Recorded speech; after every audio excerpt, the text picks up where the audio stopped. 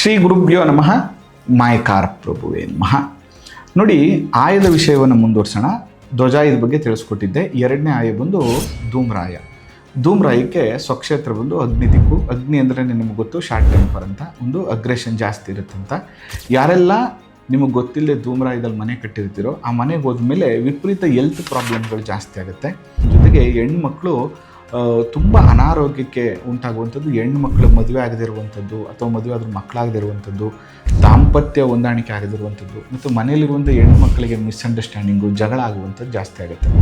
ಮತ್ತು ಅನ್ವಾಂಟೆಡ್ ಖರ್ಚು, ತುಂಬ ಖರ್ಚು ಜಾಸ್ತಿ, ಸಾಲ ಜಾಸ್ತಿ ಆಗುವಂಥದ್ದು, ಮತ್ತು ಟೆನ್ಷನ್ಸ್ ಜಾಸ್ತಿ ಆಗುವಂಥದ್ದು, ಸ್ಟ್ರೆಸ್ ಲೆವೆಲ್ ಜಾಸ್ತಿ ಆಗುವಂಥದ್ದು, ಮತ್ತು ಶತ್ರು ಬಾಧೆಗಳು ಜಾಸ್ತಿ ಆಗ್ತದೆ. ನೀವು ಎಷ್ಟೇ ಒಳ್ಳೇದು ಮಾಡಿರಿ, ಎಷ್ಟೇ ಒಳ್ಳೆಯವರಾಗಿರಿ, ಕುಟುಂಬಕ್ಕಾದರೂ ಆಯಿತು, ಸ್ನೇಹಿತರಿಗಾದರೂ ಆಯಿತು, ವ್ಯಾವಹಾರಿಕವಾಗೂ ಆಯಿತು, ಅವರೆಲ್ಲ ಕೂಡ ನಿಮಗೆ ಶತ್ರುಗಳಾಗ್ತಾರೆ. ಮನೆಯಲ್ಲಿ ನೆಮ್ಮದಿಯ ವಾತಾವರಣ ಹಾಳಾಗುತ್ತೆ. ನೀವು ಎಷ್ಟೇ ಕೋಟಿ ಖರ್ಚು ಮಾಡಿ ಮನೆ ಕಟ್ಟಿದ್ರೂ ಧೂಮ್ರಾಯದಲ್ಲಿ ಮನೆ ಕಟ್ಟಿದರೆ ಮನೆಗೆ ಹೋದ್ಮೇಲೆ ಬಹಳ ಮುಖ್ಯವಾಗಿ ನೆಮ್ಮದಿ ಹಾಳಾಗುತ್ತೆ.